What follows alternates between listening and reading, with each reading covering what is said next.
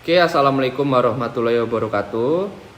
Masih bersama saya Pak Ibnu dalam kaitannya video pembelajaran online ya. Hal ini masih karena dampak dari corona, jadi masih diperpanjang untuk pembelajaran online. Dan kali ini saya sendirian, tidak seperti video saya terdahulu yang ada partnernya ya. Kali ini saya benar-benar sendiri ingin menyampaikan materi. Beberapa pertanyaan sudah masuk, jadi saya juga sempat bingung nih ingin membahas tentang apa. Dan karena beberapa mahasiswa tanya ke saya masih seputar corona, maka topik kali ini tidak jauh-jauh dari itu. Ada 3 pertanyaan penting yang diajukan ke saya terkait dengan pendapat saya dalam mengatasi corona dalam sudut pandang pemerintah dan juga pelaku usaha ya. Jadi ada 3 hal penting. Yang pertama itu tentang lockdown, yang kedua tentang work from home, dan yang ketiga itu beberapa kebijakan perusahaan ya, kebijakan perusahaan. Karena saya yakin beda-beda kebijakan perusahaan yang diambil ya, tergantung jenis usahanya apa, itu beda-beda. Oke, yang pertama membahas tentang lockdown. Memang lockdown ini menjadi kebijakan efektif menurut saya untuk detik ini ya. Itu efektif sekali karena memang virus ini terpaparnya sangat cepat. Data terkini kalau tidak salah pertanggal 5 April 2020 itu sudah lebih dari 2.200 masyarakat yang terpapar virus COVID-19 ya. Pada 15 Maret itu masih sekitar di angka 100. Bisa dibayangkan begitu cepatnya. Dan saya tidak tahu medis sudah ditemukan vaksin ataupun mungkin vitamin penambah imun khusus untuk menghadapi COVID-19 atau belum, saya tidak tahu. Kalaupun belum, mencegah lebih baik daripada mengobati, dan itu yang harus kita pegang sebagai prinsip ya. Jadi lockdown memang mengurangi sekali dampak penyebaran dan masyarakat harus aware akan hal itu. Tapi kerugiannya adalah benar-benar ketika di rumah aja masyarakat menjadi tidak produktif dan menjadi tidak berpenghasilan. Kita bisa membayangkan bagi para pelaku usaha yang mereka daily ya sifatnya ataupun self employee ya. Sebagai contoh misalnya driver Gojek, driver Grab, dan mungkin beberapa profesi seperti pengacara, bahkan artis dan lainnya. Saya yakin itu menghilangkan job mereka ya. Karena ketika COVID-19 ini ada, beberapa project pasti tertunda ya. Dan itu disiasati dengan yang kedua nih, work from home. Work from home sendiri masih dibilang pros and cons juga. Karena beberapa jenis unit usaha itu masih tidak bisa mengganti tenaga manusia ya. Mungkin contohnya adalah beberapa toko retail. Toko retail di Indonesia itu kemungkinan besar masih menggunakan tenaga manusia, mulai dari kasirnya maupun tenaga yang penjaga gudang maupun untuk supply chain barang pasokan masih menggunakan tenaga manusia. Dan pada saat ini memang kebutuhan pokok yang sifatnya daily goods itu masih sangat dibutuhkan oleh masyarakat. Jadi mereka tidak bisa serta-merta tutup juga karena akan merepotkan masyarakat juga dalam mencari ya bahan makanan maupun kebutuhan sehari-hari. Kemudian manufacture juga ya, perusahaan-perusahaan manufacture dalam memproduksi barang mereka beberapa belum menggunakan tenaga manusia. Dan barang itu mungkin lagi dibutuhkan sebanyak-banyaknya, mungkin kayak pabrik masker ataupun pabrik hand sanitizer ya. Mereka justru mengupkan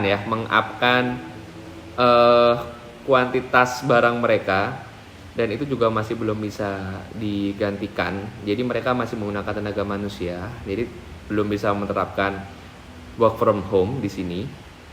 Termasuk juga apalagi dosen mungkin ya. Dosen masih bisa dengan melakukan pembelajaran e-learning seperti ini ataupun menggunakan berbagai macam aplikasi yang ada ya, seperti Zoom, Schoology, itu masih banyak. Tetapi yang patut kita cermati adalah efektivitas yang sangat menurun, produktivitas yang sangat menurun juga di kalangan mahasiswa terkait ini. Jadi saya sempat iseng-iseng melakukan survei di Instagram ya. Di Instagram itu saya melakukan survei tentang mahasiswa lebih suka belajar metode apa nih, online atau tatap muka. Dan lebih dari 89% itu memilih tatap muka ya, dikarenakan ya karena tidak ada interaksi tanya jawab. Mungkin itu yang pertama. Terlepas dari tugas-tugas online yang memberatkan itu ya. Kalau via seperti ini dirasa mereka kurang interaktif, kurang bisa bertanya langsung kepada dosen ya. Itu mungkin yang menjadi penyebab.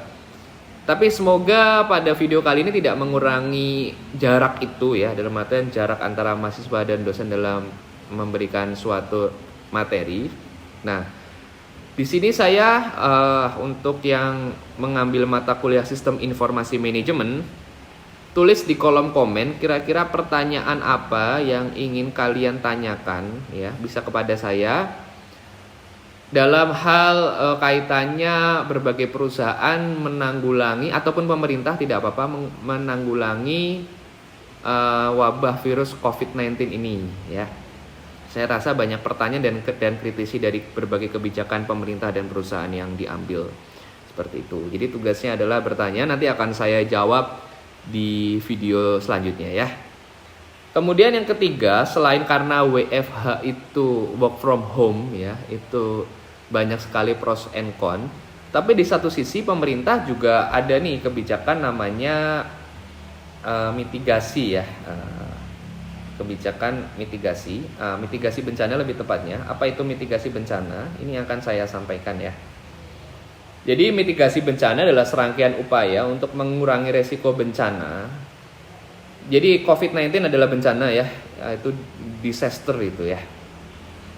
Bahkan beberapa pengamat ekonomi menganggap bahwa kerugian yang disebabkan oleh COVID-19 itu melebihi dari perang dunia ya. Karena terpapar hebat ya. Jadi resiko bencana itu baik melalui pembangunan fisik maupun penyadaran dan peningkatan kemampuan menghadapi ancaman bencana dari masyarakat ya. Jadi terkandung dalam pasal 1 ayat 6 PP nomor 21 tahun 2008 tentang penyelenggaraan penanggulangan bencana. Jadi dua arah, pemerintah melalui kebijakannya dan masyarakat juga harus sadar, harus aware. Seperti itu. Sambil kita adaptasi sebisa mungkin tentang perubahan siklus hidup mungkin ya, perubahan siklus hidup yang kita alami karena adanya COVID-19. Saya juga merasakan beberapa yang kalian rasakan karena COVID-19 dan ini dialami oleh kita semua. Yang harus kita lakukan adalah tetap optimis bahwa kita bisa keluar bertahan menghadapi bencana ini.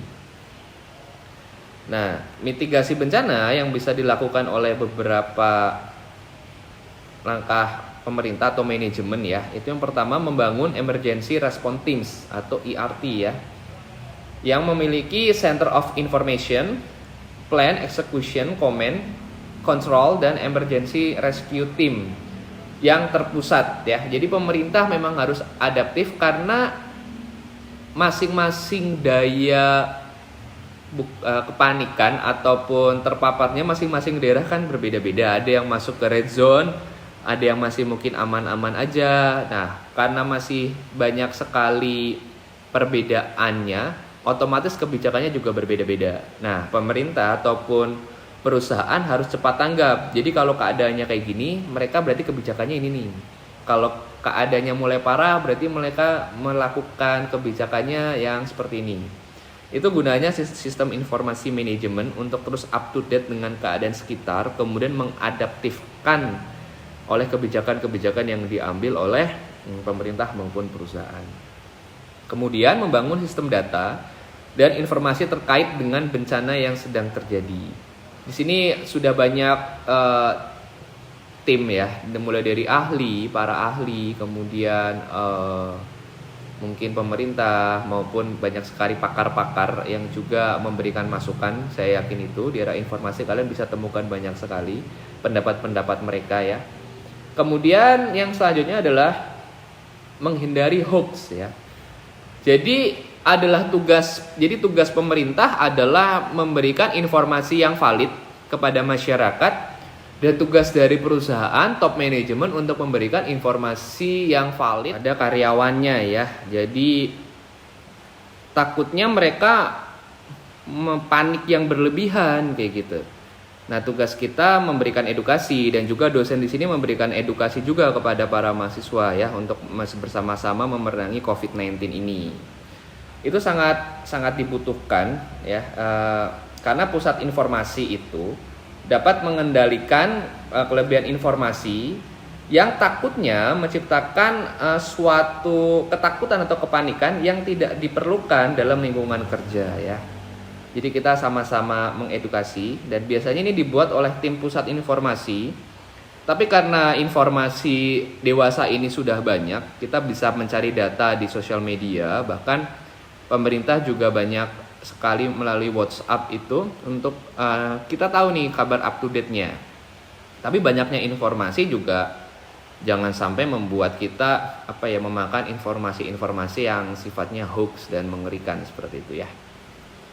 Kemudian bekerja sama dengan profesional dan tim ahli sehingga dapat melakukan pandangan strategis dari situasi terbaru dan melakukan reframing situasi apa yang terjadi dalam sebuah kebijakan yang tepat dan aman ya.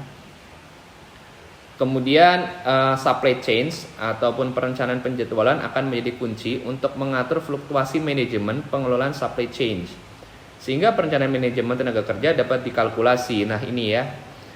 Karena produktivitas menurun dan beberapa perusahaan tertentu itu memiliki produktivitas yang tidak sebanyak sebelum adanya COVID-19, otomatis penggunaan tenaga kerja juga harus diatur, di-manage sebaik mungkin, seefisien mungkin. Ini sangat penting sekali. Jangan sampai mereka dirumahkan semuanya ya. Kita akan pause dulu videonya, nanti kita akan lanjutkan ya sambil menunggu azan. Sebentar. Ya, selain tenaga kerja yang harus di-manage dengan baik, juga bahan baku ya. Dikhawatirkan kalau supply chain-nya jelek, nanti kalau bahan bakunya terlalu langka, nanti harganya juga akan naik dan juga itu akan memberikan dampak negatif bagi masyarakat ya, karena membelinya juga harus dengan harga yang tinggi. Selain itu, ada juga beberapa industri yang mengakibatkan turunnya aktivitas ya, seperti pabrik, gudang maupun pengiriman ya. Jasa pengiriman juga, karena yaitu tadi masih ada yang belum menggantikan supir transportasi ya. Kita masih nggak mungkin kan ngirim paketan via drone, itu juga jelas tidak mungkin. Tapi ada juga kebijakan ini yang justru membuat naik ya penjualannya. Salah satunya mungkin e-commerce ya, e-commerce. Jadi bisnis di bidang e-commerce justru mengalami kelonjakan ya. Ini saya cari beberapa teorinya dulu.